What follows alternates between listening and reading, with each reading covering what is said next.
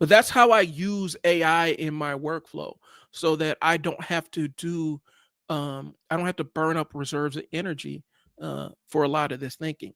And right now I'm producing like 3 or 4 shows, y'all. And so, producing and distributing 3 or 4 shows. And so these are the things that help me keep things in order. And um, one of the dope things about the AI video clipper tool, Opus, is I can cut vertical videos, cut like horizontal videos. So if I do a 2 hour live stream, I could take that 2 hour live stream and cut 10 minutes, cut it into 10, 15-minute segments, and then use those as traditional YouTube videos. And Opus will rate, how well they think the video, how coherent it is, and talk about the different points you made and stuff like that. And that saves me time too. So I create the content in long form and repurpose it, and I get about 20 TikTok, Instagram clips out of it, and then maybe 6 or 7 YouTube videos out of it. And that comes from a long form video. So those are the tools I actually use in my video production workflow and my social media content workflow to get things done. I do not use, I don't use ChatGPT to just generate stuff without my input on it. So a lot of times, if I'm using ChatGPT, I'm inputting like my words or putting in my transcripts from my videos. I'm inputting those into ChatGPT and telling it what I want it to do with it. So it's using my own ideas and my own stuff and just organizing it. And then, of course, as a copywriter, I do go back and re-edit stuff and make sure stuff makes sense. But those are the tools I actually use to get things done. So number one, I try to make sure that I am actually looking at the clock and working with my ADHD and with my willpower reserves and not against them. And what that looks like is time things. So I try to do things when my willpower is high, because there's a science behind ego depletion. Okay. Self-control is like a muscle, gets tired when you use it too much. And it gets exhausted when you have to resist temptation or make a tough decision. It depletes your mental energy, and then your future self-control is a lot harder. Like your present self can accomplish a lot of your present self overestimates what future self can do. It happens all the time. Present self always writes checks that future self cannot cash. So your present self has a lot of high expectations for future self, and then when future self doesn't live up to those expectations, then past self is mad at him.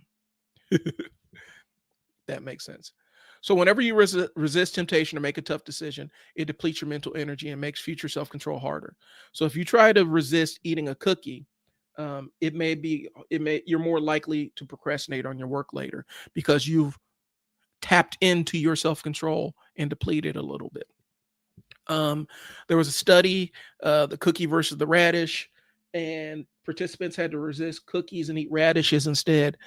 Wait a minute. Let me see how this goes. I'm trying to make sure I have the study right because I'm looking at my notes. Participants who had to resist cookies and eat radishes instead gave up faster on an unsolvable puzzle than those who ate cookies. This suggested that willpower had to be depleted. So essentially what they did was they took a bunch of people, put them in a room, and they put a plate of radishes on the table, put a bunch of cookies on the table. And if I remember it correctly, they actually had people work on these puzzles, and they say, once you complete this puzzle, you can have the cookie. But the caveat was, and what the researchers knew was, the puzzle was unsolvable. And so they gave them radishes to eat while they were working on the puzzle, and they had to actively resist eating the cookie. If they ate the cookie, the thing was over and they lost. And they realized that willpower is something that can get depleted. And then there are studies about thought suppression. People were told not to think about a white bear struggle to control their emotions later on in tasks. So Just little tiny innocuous things that you think are small deals actually drain your reserves of self-control, your reserves of willpower. Okay. So a little bit of the neurobiology, the prefrontal cortex, which controls the decision making and self-regulation, that plays a role. And so glucose consumption, yeah, it was glucose, it wasn't glycogen. Ooh, I might have to edit that one out. Glucose consumption was initially thought to be linked to self-control depletion, but later studies have questioned this. So it's a little bit up in the air. But for me, the thing that has worked for me is making sure that I am nourished when I need to do tasks that are difficult or require a lot of my brain power. Skipping meals, even just a small snack to pick those glucose levels up has helped me out. So even though they're saying, later studies have questioned it, for me in my own little, what was it, anecdotal world, that's been the key, is making sure that when it's time for me to make difficult decisions, I actually have, I've had food in my system or I have something to snack on. Okay.